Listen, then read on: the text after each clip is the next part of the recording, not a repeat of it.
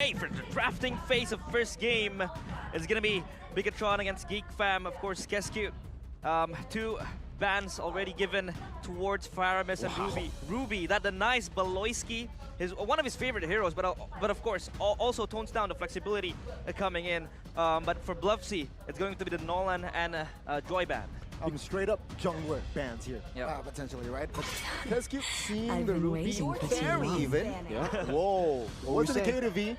He banned it out, he bans it out, and now what is he trying to prioritize? What is he saying here? Well, for Brigetron, it seems like for Brigetron and Geek Fam, this is the contrast in styles. For BTR, they want to go guns blazing. They want to utilize that high mechanic power, the high skirmishing power that they have in this lineup to beat Geek Fam early on to snowball. And for Geek Fam, they want to stop that as much as possible. Joy, Nolan, the setup for a Harith or a Natan snowball in the gold lane as well as the Matilda, getting them to rotate across the map. But as we expected even yesterday, unfortunately we didn't get to see it yesterday, but we're seeing it now. The Guinevere left open will almost 100% be first picked. The flexibility, and even when it's flexed to these roles, roam or jungle, kind of has the same amount of impact. It's still a ridiculous pick. That's true. It's very versatile as well. 3 times banned yesterday, so it's going to be a priority pick, or a blind pick rather, for Brigetron. But for Geek Fam, I think they will try to have something in response as well for the Guinevere.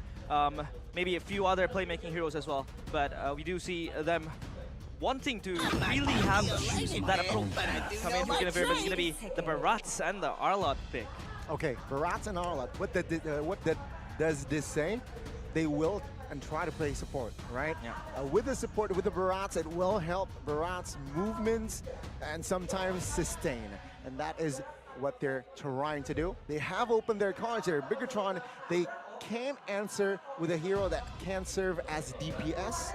So I'm looking at securing a marksman in the first phase, and as well as mid lane potentially. Yeah, I like the mid lane pick. Open as well. The Novaria, I think, is going to be a very good option to go for Brigetron Alpha right now. They want to control and mid pressure, but I completely forgot about the Vexana. Yeah. Sure, may not have as much range as the Novaria's map pressure, but when it comes to these team fights, even mid-prio, it's ridiculous. So they already have an answer for the Barats, for the Arlott, for these tanky, beefy frontliners in the export. Get him a War Axe, and he'll shred through these frontliners easily. Yeah, it's very impactful as well. I think Export can self-sustain himself in the lane as well, so he doesn't really need it to be dependent on the junglers or the roamers coming in. But the Vexana pick is actually very good, but it is now countered by a Valentina pick for a boy. One of his comfort picks as well. So I feel like that Eternal Guard can always be ready in the cards for Geek Fam, and that is going to be that is going to spell trouble for Brigetron. Most definitely. I think now with the mid laners already secured by both these teams, the gold lane will have a little bit more emphasis now in the second phase of bans, knowing that the Arlott still can be flexed, and so can the Guinevere.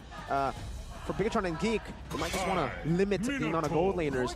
But no, they actually go for the Minotaur here. They actually want to be the ones to dive. Despite the bans towards the Joy, Nolan, and Matilda, it seems like, we kind of have a shift of how they want to play the game. We expected Geek Fam to be the team to kite back, play these prolonged team fights, but it seems like with that Minotaur ban especially, they want to be the ones going in first. If they get the first initiation with the Barats and the Arlott, especially with that Valentina who can steal the Eternal Guard, this combo is going to be quite scary for Brigetron to handle. But also for BTR, I think their side should remain onto Marky. As long as they can enable Iman in that lane with this kind of lineup that is a bit gank/pick-off heavy, picking up a Brody, though it is risky, could be an option. The Barats and the Arlott, heavy CC. You don't want to use a marksman that can't usually bring Purify.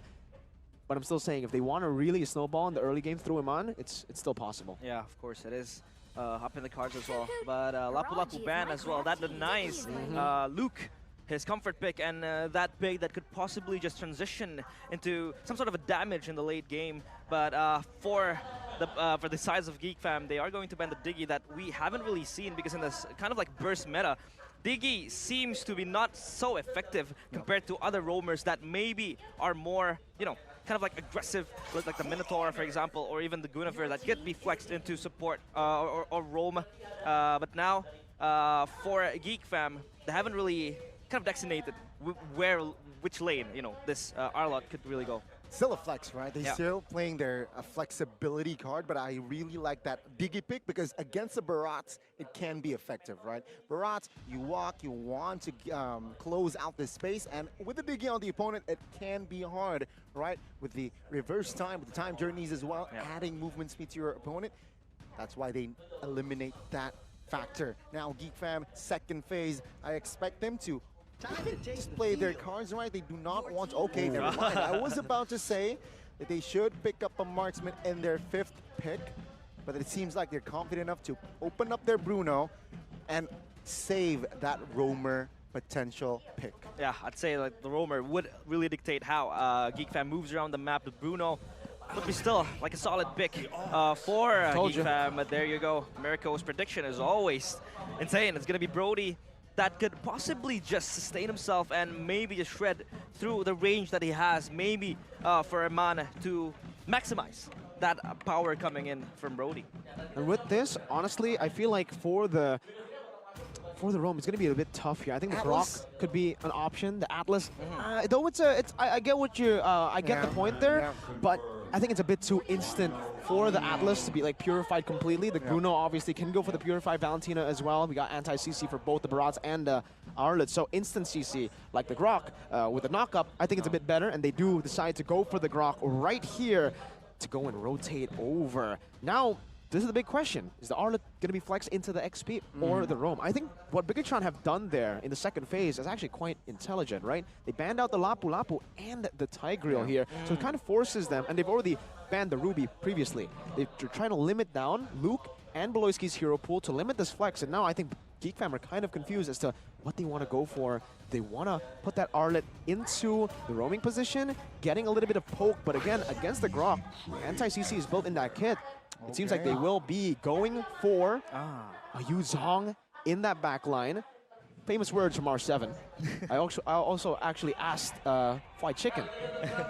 R7 said, for the Yuzong, the best or the worst matchup for a Yuzong marksman is a Brody, which is interesting to me because I thought that would be a good matchup, but it's not. So the Brody actually smashes the Yuzong, apparently. I asked Fried Chicken, check again, and he agrees. Yeah, I mean, they have been trying to put Geek Fam in a tough position with that Arlet flex, and now it's going to be Arlet in the roam position. But we are going to be underway for the first match of the day, the first game against Brigetron and Geek Fam as well. A few stats, of course, to see and seek after as well. Early to mid-game potential.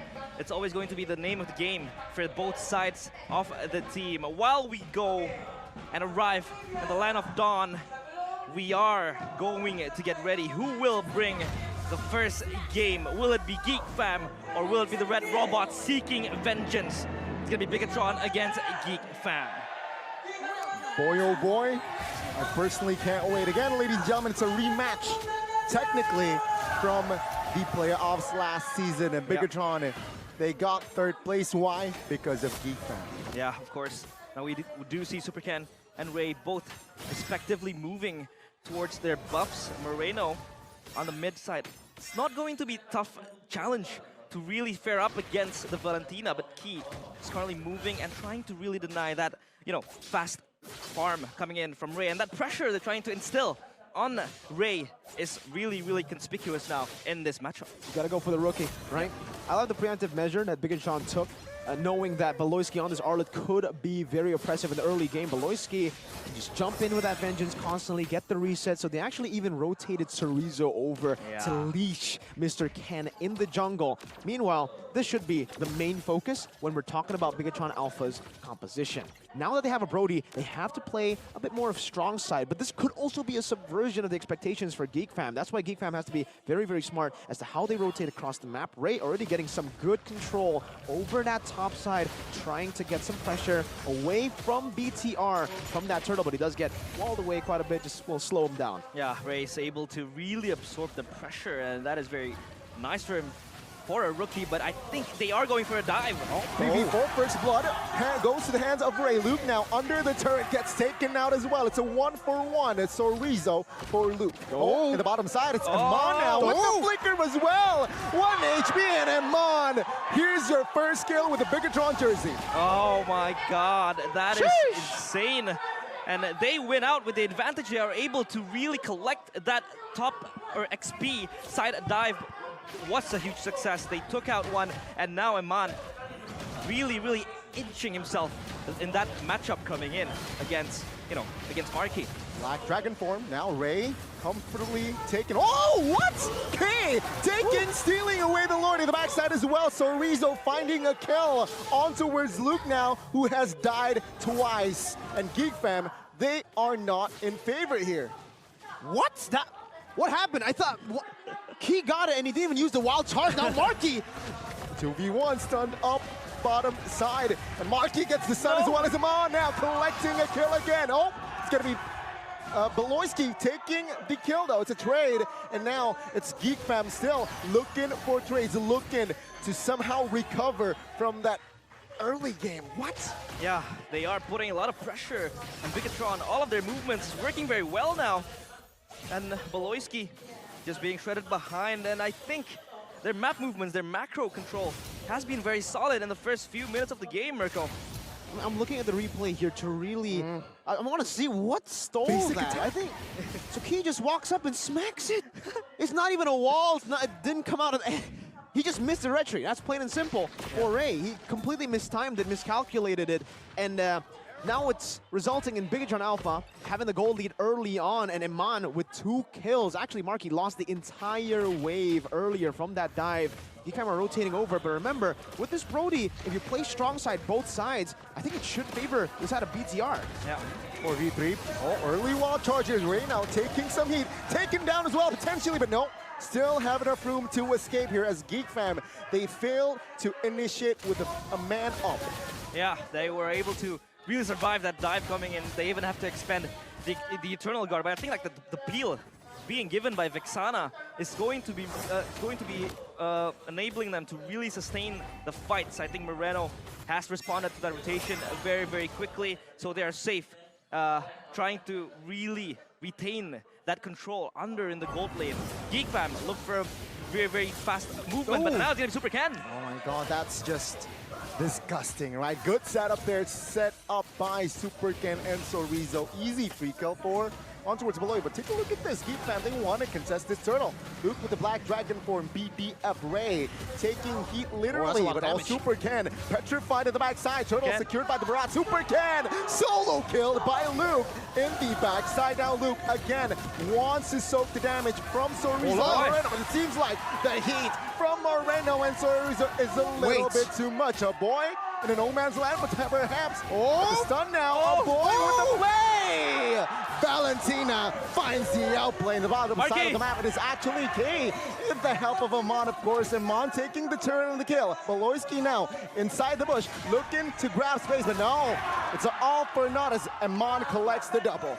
A double kill in the bottom side of the map. Sure, Luke was able to find a kill there. That was very impressive. A good chase down. Let's take a look at the items here, and that power spike is gonna be crazy, man. I mean, for the Brody, see Halbert, I think he might just go for the Melphic Roar next. He knows that Ray will be rushing to go for these physical defense items, but even now he's actually kind of mixed up, right? Yep. He already has the Molten Essence. He's building towards what I think is the Athena Shield first to stop Moreno's burst damage initially from happening. But from Luke, now that he only has a Dreadnought armor, and if that is going to be a Melphic Roar from the side of Brody, it's going to be ridiculous. Also, fun fact, this is a build that we saw from Few earlier in the past tournament for AP Bren. Glowing Wand first item whenever they are ahead. That Glowing Wand is going to present so much more presence towards the side. Wall charge! Flicker wall charge on towards 3. A boy taken out first. Beloyski might be next, and he will fall. Luke, BDF. Oh, he will back off now, taking so much damage as well as Brigetron creates and grabs some more space. Marky, top side of the map here. Oh, Super Ken special migration misses, as of course turret now will be the main objective from the side of Big Atron, as the inner turret top side will fall here surely, but no, not this time. Perhaps the next wave. Yeah, Ray's kind of late to the fights. happening around the XP side jungle. A boy has to hold this pressure alone. And so far, Brigetron is ready and always in the constant pressure, not giving Geek Fam the space they need. They also have secured the XP side turret. A boy jumps in, tries to really, push Geek back. And this is the pressure that is constantly given by Brigetron. Geek Fam does not have, space to breathe. And so far, for gold as well, they are in the lead with 5K ahead, Mirko. Yeah, I mean, we've been talking about Brigetron a whole lot because of the snowball. Let's try to look at Geek Fam now. What are their conditions to win this game? I think it has to come from Marky and a boy at this point, right? Luke, he's about to fall off in terms of that damage, and if he dives to the back, Iman's just going to melt him down with those basic attacks. Melfic Roar done, by the way, earlier in that team fight. So for Marky, I'm looking at that power spike, and unfortunately, when we look at normal Bruno power spikes, is the Berserker's Fury, the second item after the Haas Claws, but now I don't even think with the Berserker's Fury, he'll have enough damage to really push Brigetron back. They already have a lot of physical defense, and he's going to have to wait for possibly a Melfic Roar, and that's going to come very, very late in the game. The man is still on the way to his Berserker's Fury right now in the 7th minute of the game as we approach 8 minutes. Yeah, he is denied all of the gold that he needs to really scale up, and they do really need some sort of a moment because a boy always have that IMU, of course, with all of the ultimates coming in for Brigetron, but I think Geek is ready to really soak up the pressure. Last insanity defensively. Mando will be picked up first. Luke now gaining space in the side of Brigetron. Now looking for the Furious dive misses, but Moreno will be zoned out. Will be taken out as well by the big bad Luke. And now Geek Fam, they're looking for more, looking for space as the mid side now will fall surely from the side of Brigetron. Yeah, good hold coming in from Geek Fam, of course, with Luke always ready to jump in the backline, separating all of the players of Brigetron, and Moreno just did not have enough sustain to really, really survive that dive coming from Luke. One bad position from Iman is all it takes to take the gold lead down from 6K to 3.6. Yep. Man, Iman way too over extended there in that team fight. I think he got eaten up by the Barats and also slashed over all the way back behind the base turret. Definitely not worth it for BTR, but extreme value for Geek Fam. We did say in the keys to victory, gotta give Luke a damage-dealing hero. Well, maybe Yu Zhang isn't the pick we were thinking of when we said damage dealing. He certainly is dealing a whole lot of damage, and he is the main carry right now for Geek Fam. Great soaking damage in front of the side of Brigetron, but Luke, again, Luke, the playmaker, man, he's looking to grab space, but this time bursted down by the members of the Red Robots. Brigetron now a man up, and it seems like the Lord will be free for the Red Robots to take.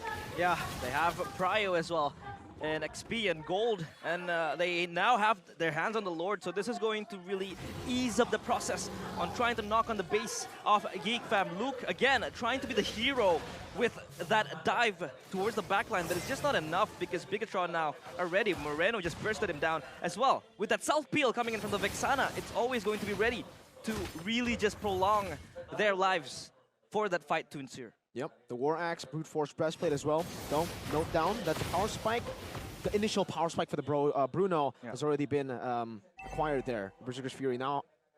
See, this is the tough call now for him to make. Does he want to go for more damage, trust in his frontliner, go for the Melfic Roar, or does he want to play it a bit more defensively with the Will of Nature? That's always the question when you're already in around your third item, and for the Brody, it makes complete sense for him to just go for that Will of Nature. Now, on the way for that DHS, he's going to be shredding these frontliners even harder if or when he does get that DHS. BTR wants to really pressure with the first Lord. Yeah, they don't have the DHS, but I think they're going to dive in towards the base. Well, right now, again, trying to find Daytona's welcome. So Rizzo, though, is the target now. There's Insanity from the side. Oh, knock up onto his right and gets taken out. So Rizzo flickers out of the way. Luke, though, the front outside will try to find the Furious dive as well onto his Iman. Taken out. Good knock up here to find momentum. Now, Geek Fam, they are trying to reset here as the 4-man still trying to defend of the minions from Brigetron. Yeah, that slash from Beloy was ready to really just, delay the follow-up coming in from Brigetron, and they still aren't really able to push far with the Lord even in their hands. So now it's time for Geek Fam to really refocus and probably refresh and take a breather, because so far Brigetron has been in their faces constantly, non-stop. Really good initiative for the side of Geek Fam, right? Ray, that Detona's welcome straight on for Cerezo. He knows at this point they have to do something when these sieges come through. And we're going to take a look at the replay to see exactly what happened. It'll start with Barat munching on Cerezo, pushing him back towards this turret. And because of this initiative that has been done by Ray, he actually forced a fight. Cerezo decided to fight instead of using the last Insanity defensively. And that created a whole lot of spaces, a whole lot of opportunity for Beloy, the patient roamer. We know to make that BBB play, the big brain Beloy play, and that happened. Iman got slashed over, and that layer, that first layer of CC, forced him to use the Wit of Nature. The second layer of CC comes from the Furious Knife Petrify, and by then, no more defensive skills, no more cover, even from Moreno. Though now, 12 minutes in, the DHS has been completed by Iman. That's another big power spike for him. They have to start to really think patiently, very disciplinedly. Because if this goes over the 14, 16-minute mark, that's when Geek Fam can really start to pick up the pace. Yeah, BTR bleeding slowly. That's timid now. But so far, Iman still leading the gold standings, of course. The Lord has respawned. And now Geek Fam wants to really contest this probably soon because Supercan is ready for this battle. And now they're trying to really push back Brigetron in this fight. Oh, I don't know about this, right? Far lane secured by Brigetron. So now, yeah, Geek Fam, we force to somehow not contest. Yeah, they don't have resources for this as well. I think they are just losing in the positional sense. Cerezo is just peeling for the team, absorbing the damage for Cerezo, but the Lord is going to be taken down quite slowly. Ray is ready with the retribution as well, ready in the tanks. All spells are up. BDM by Lugo with the backside. What the heck? Iman deleted. Beloyski now. Last Insanity. Ray finds the Lord as well as Iman will be taken down. Geek Fam with the swing of momentum. Kui now backing off. Luke though stunned up, trying to soak in, still surviving. And there you go. Geek Fam with a clear win. With the initial pick, with the waves as well, all the forced errors. That was Brigetron's Lord to win, and Geek Fam, they committed. This is what experience shows. For Geek Fam, especially Beloyski's calls, man, he knows that these waves are not going their way. They'll rather just go in, commit, try to look for that team fight. Even despite Beloyski getting picked off in the side, the call remains, go in and 50-50 that Lord. Now with the enhanced Lord, it is all shifting back. Marquis has the power spike that we were waiting. That was the win condition for Geek Fam. Marquis getting the Malefic Roar. Now with penetration, the front line will get shredded. And remember what I said earlier, if Geek Fam are able to push this game over from 14 to 16 minutes, this is when Geek Fam can really turn the tides. And that's what we're seeing here in the 14th minute. That Lord swing was massive. It definitely turned the tides a bit quicker for them. Game fact, by your new application, GoPay, Brody becomes Iman's victorious hero as Brigetron defeated Evo's Glory earlier while charged though. It seems like they want to look for a fight, but they are going to push back. So yeah, it is a winning hero if they are able to snowball. That was the case against Evo's Glory in the Hope Cup. Right now, Geek has been holding him down. Yeah, Bruno is slowly getting online there for Marquis. He is trying to stack up those items, and look at the gold swing. Now 1K up for Geek Fam. A lot of turrets as well, down as well. That mid-side turret is able to be taken down by them. They are looking for this turret bottom side, and now Ray jumps in at the front line. So this is so much sustain coming in from Geek Fam. Oh, Daytona's welcome onto it, Cerezo. Take a look at the damage, man. Ooh. He's untargetable for a minute and flickers out of the way. Geek Fam, good initiation again. I feel like the last 3 fights was just the creativity from Geek Fam. Yeah, I have to agree with that, man. The creativity has been phenomenal for the side of Geek Fam, and I would say decisiveness as well. They've been very decisive in the approach to every single team fight, even a Lord Dance where they shouldn't have had the winning position. It was Brigetron who had, again, 3 waves pushing, especially the side wave slow pushing into the base, but Geek Fam just made the decision to commit, to 50-50 it, and to hold it down. Special props to Ray for being the one to actually stand up there and being confident enough to hold it down from Supercan, who was trying his best to get that Lord to reset. Yeah, the Divine Glaive also ready for Moreno to really just soak up more damage towards Geek Fam, but they have to hold longer. But Geek Fam, the more it holds longer, the better it becomes for them. Especially the items always getting ready now. Key in the brush, trying to really hold off all of the pressure coming in from Geek Fam, and now they're everywhere on the map. They have priorities in 3 lanes, up top, mid, and bottom as well. So Brigetron has to really hold this. Lord Dance coming in soon because the Lord has spawned And I think Brigetron, they want to contest this, of course, because they want to have a momentum swing, but it is all for Geek Fam's for taking. Let's say this time Geek Fam try to stabilize. A boy though on the backside. Oh my god, the true damage from Sorizo actually hit him. Now, Geek Fam will fight this. All spells are up. Oh, take a look at that, Key.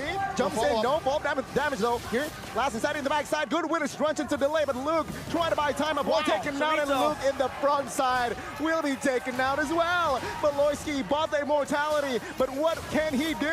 Just soaks in damage, and Marquis will find and destroy the immortality, but it seems like it is all the red robots. So Rizzo last insanity just to intimidate Geek Fam.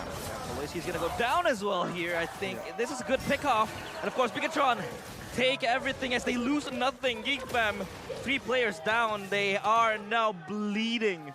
Let's see if they can actually end this. The base turret in the mid lane is very, very low. They'll have 2 waves if they are able to shove that top side, but they're gonna go in. No clear power. Ray taken out as well as Marquis.